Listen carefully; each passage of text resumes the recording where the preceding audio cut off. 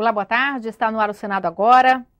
A medida provisória que cria o programa Mais Médicos tranca a pauta do plenário. O projeto que define regras para a criação de municípios está em regime de urgência e também pode ser votado. Veja os destaques da semana.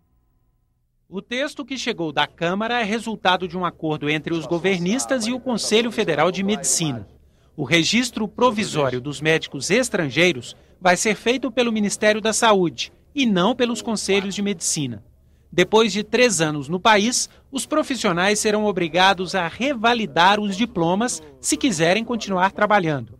Os estrangeiros ficam proibidos de exercer medicina fora das atividades do programa e estarão sujeitos à fiscalização dos conselhos. Outra mudança foi a permissão para que médicos aposentados participem do programa. O presidente do Conselho Federal de Medicina defende a aprovação integral do texto no Senado, mas afirma que a saúde só vai melhorar com a criação de carreiras de Estado na área.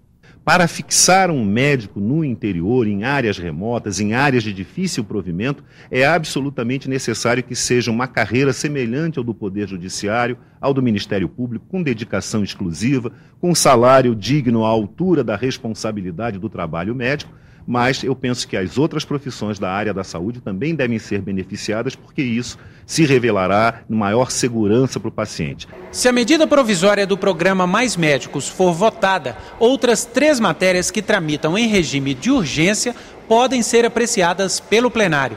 Entre elas, um projeto de lei que estabelece novas regras para criação, incorporação, fusão e desmembramento de municípios. O requerimento para a instalação do novo município deverá ser encaminhado para as assembleias legislativas, assinado por 20% dos eleitores da área afetada, no caso de criação ou desmembramento, ou 10%, no caso de fusão ou incorporação. Será necessário um estudo de viabilidade econômico-financeira, político-administrativa, socioambiental e urbana. A mudança deverá ser aprovada em plebiscito. Outra matéria com regime de urgência é o projeto de resolução que também atribui à Comissão de Relações Exteriores a tarefa de examinar projetos de renegociação de dívidas de outros países com o Brasil. Hoje, essa é uma atribuição exclusiva da Comissão de Assuntos Econômicos.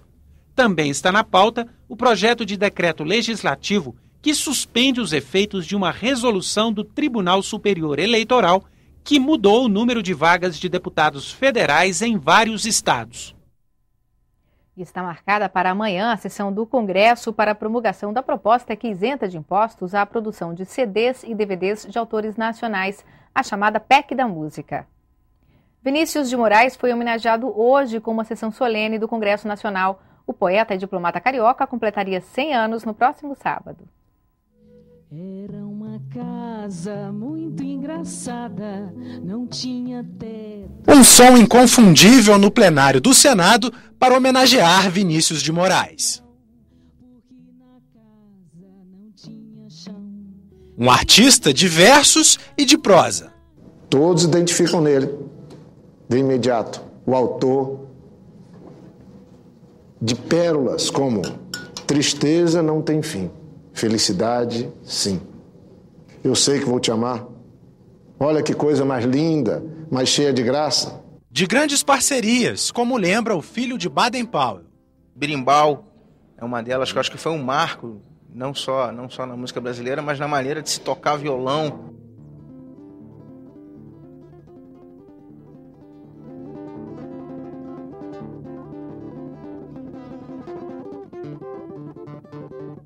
Vinícius de Moraes completaria 100 anos no próximo sábado. Falecido em 1980, deixou marcas na cultura do Brasil. Mais do que um intérprete com sua peculiar percepção do amor e das mulheres, Vinícius foi um atento observador do cotidiano brasileiro e do jeito latino de ser. Parlamentares lembraram que a ditadura militar cassou de Vinícius de Moraes o cargo de diplomata em 1968. Com o AI-5, medida revertida em 2010, quando uma lei aprovada no Senado reintegrou Vinícius ao Itamaraty. Incomodou o regime de tal maneira, como diplomata, porque ele percorria o mundo, falava para o mundo e falava dos problemas do Brasil no mundo. Por isso, ele foi também brutalmente arrancado do seu posto de diplomata. Um artista que ajudou a universalizar o Brasil. Olha que coisa mais linda, mais cheia de graça. Ela, menina que vem e que passa, num doce balanço a caminho do mar. Moça do corpo dourado do sol de Ipanema, o seu balançado é mais que um poema, é coisa mais linda que eu já vi passar.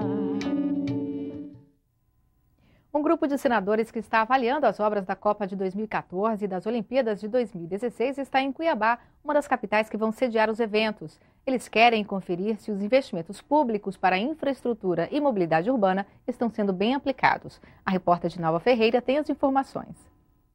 Esta é a segunda visita da subcomissão de acompanhamento das obras da Copa a Cuiabá. A cidade vai sediar 4 jogos da primeira fase do torneio. Acompanhados pelo governador do estado, Silval Barbosa, os senadores visitaram pela manhã a Arena Pantanal, que terá capacidade para mais de 44 mil torcedores. 85% das obras previstas para a Arena já foram executadas. E a expectativa é que ela fique pronta no prazo estabelecido pela FIFA, que é 31 de dezembro. À tarde, a comissão vai visitar obras que estão dentro do projeto de mobilidade urbana e também a ampliação do aeroporto Marechal Rondon. Dinalva Ferreira, de Cuiabá, para o Senado Agora. No mês das bodas de prata da Constituição de 88, você vai conhecer o lugar que abriga todo o material produzido durante a Assembleia Nacional Constituinte. Um tesouro para os interessados em história e principalmente para quem quer desvendar os segredos da política. Falando ao Brasil, declaro promulgada. Quando o doutor Ulisses promulgou a Carta Cidadã em 5 de outubro de 1988, Tiago era uma criança de 5 anos. Hoje, faz parte de um grupo restrito que pode manusear o original da Constituição. Com certeza, é um orgulho. Para qualquer arquivista, é o sonho de qualquer arquivista, né? Trabalhar com as constituições e com o parlamento, com a história, né? As constituições ficam na Mapoteca, na seção de documentos históricos, no arquivo da Câmara dos Deputados. Nas prateleiras deslizantes estão 2.708 caixas, com toda a documentação produzida durante os 20 meses da Assembleia Nacional Constituinte. O Regimento de 87, os jornais, os diários, os anais dos discursos, os formulários do Prodazem que estimularam a participação popular, as 122 emendas populares. Este é o primeiro anteprojeto da Comissão de Sistematização, que filtrou as milhares de sugestões. Aqui também tem caixas com 27 mil negativos fotográficos, 2.300 fotos ampliadas, além de registros em áudio.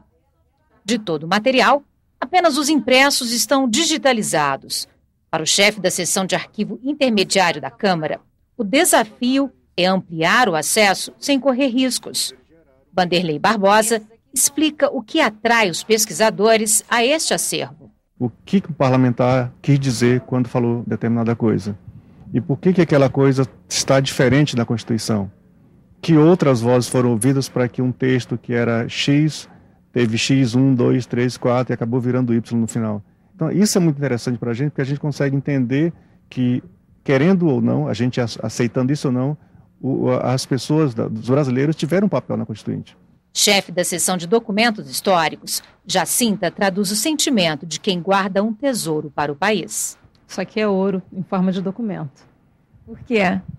Isso aqui é exatamente aquilo que faz com que a gente seja um país democrático, livre, em que todos nós estamos dentro do que é chamada Casa do Povo e realmente é. Esse é o original da Constituição. É o original da Constituição. O documento da liberdade, da dignidade, da democracia. O Senado Agora termina aqui. A seguir você assiste ao vivo a sessão plenária. Para você uma boa tarde, até amanhã.